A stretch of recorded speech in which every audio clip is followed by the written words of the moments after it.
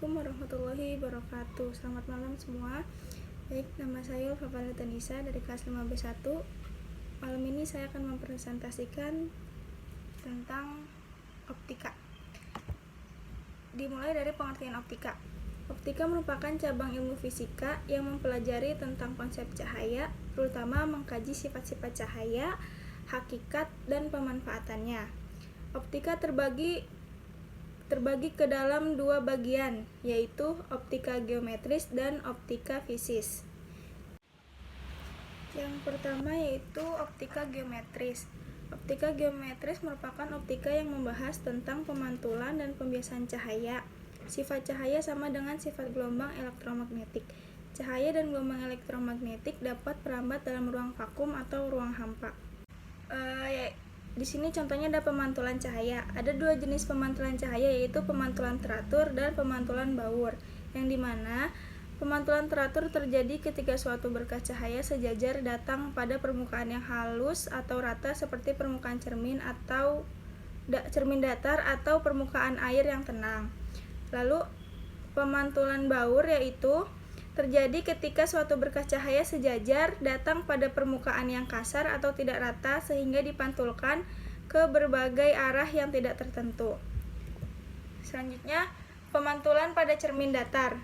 Cermin datar adalah cermin yang mempunyai permukaan pantul berbentuk bidang datar.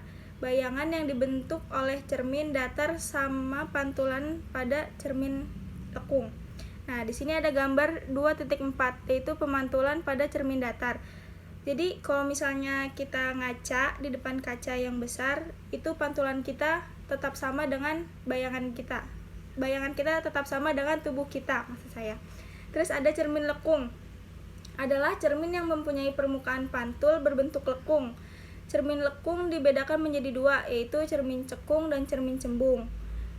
Persis dengan ukuran bendanya. Kemudian ada cermin cekung bersifat mengumpulkan sinar. Berkas sinar yang datang sejajar, sumbu utama akan dipantulkan mengumpulkan pada suatu titik yang disebut titik fokus atau F. Kemudian ada cermin cembung bersifat menyebarkan sinar. Berkas sinar sejajar, sumbu utama dipantulkan menyebar seolah-olah berasal dari titik fokus atau F, seperti pada cermin cekung, panjang fokus F sama dengan setengah jari-jari kelengkungan cermin. Seperti yang ada di gambar 2.5, cermin cekung. Nah, kemudian ada pembiasan cahaya. Pembiasan adalah pembelokan cahaya sehubung dengan perubahan kecepatan rambat dari suatu medium ke medium lain. Hukum pembiasan ada beberapa pengertian yang perlu dipahami sebelum membahas tentang hukum pembiasan, yaitu yang pertama, sinar datang adalah sinar yang datang pada bidang batas dua medium. Yang kedua, sinar bias adalah sinar yang dibiaskan oleh bidang batas dua medium. Yang ketiga, ada garis normal, adalah garis yang tegak lurus pada bidang batas dua medium. Yang keempat, ada sudut datang atau I, adalah sudut antar sinar datang dengan garis normal. Kemudian ada sudut bias atau R, adalah sudut antara sinar bias dengan garis normal. Selanjutnya, ada optika fisis.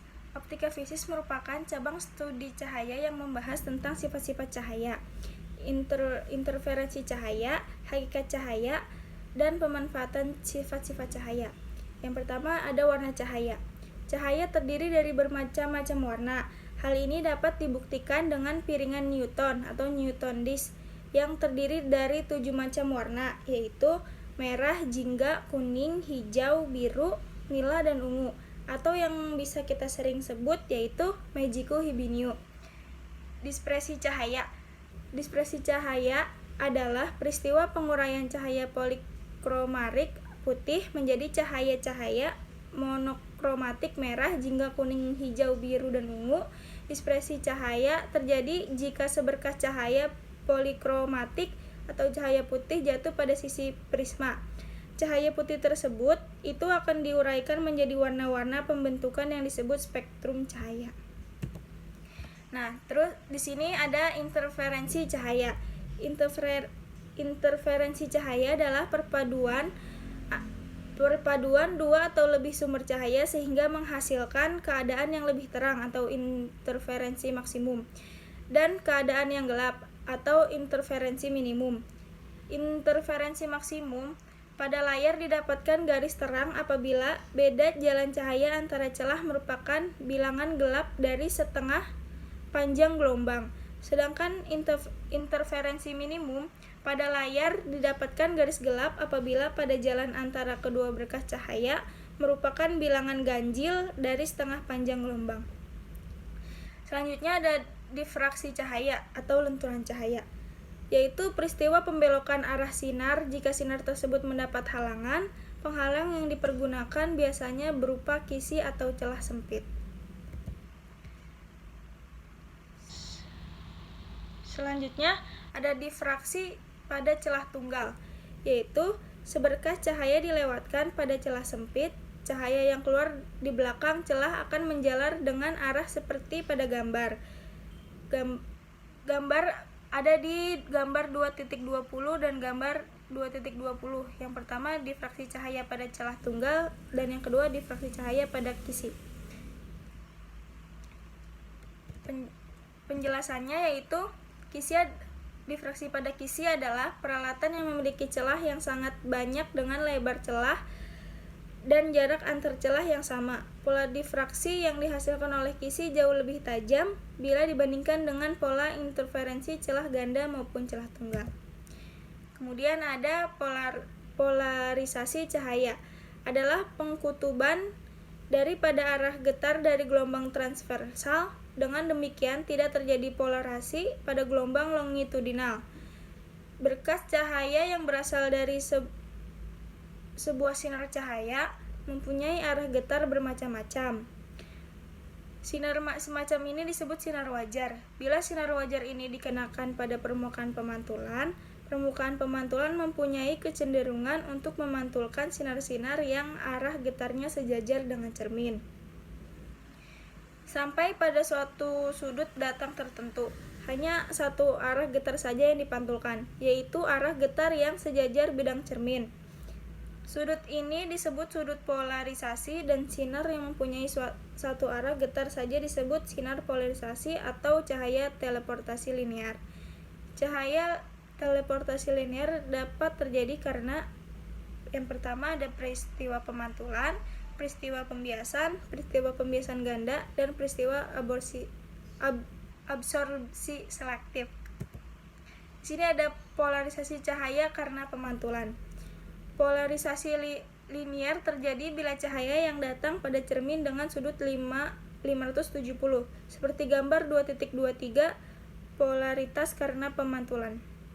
Kemudian ada polarisasi cahaya karena pemantulan dan pembiasan, yaitu terjadi bila sinar pantul oleh benda bening dengan sinar bias bentuk sudut 900, seperti gambar 2.23, polaritas karena pemantulan dan pembiasan. Kemudian ada polarisasi cahaya karena pembiasan ganda, dan yang terakhir polarisasi cahaya karena absorpsi selektif, yaitu suatu cahaya tak terpolarisasi datang pada lembar polaroid. Pertama disebut polarisator, dengan sumbu polarisasi ditunjukkan oleh garis-garis pada polarisator, kemudian dilewatkan pada polaroid. Kedua yang disebut analisator. Mungkin cukup sekian presentasi dari saya, kurang lebihnya mohon maaf. Billahi taufiq wal hidayah. Wassalamualaikum warahmatullahi wabarakatuh.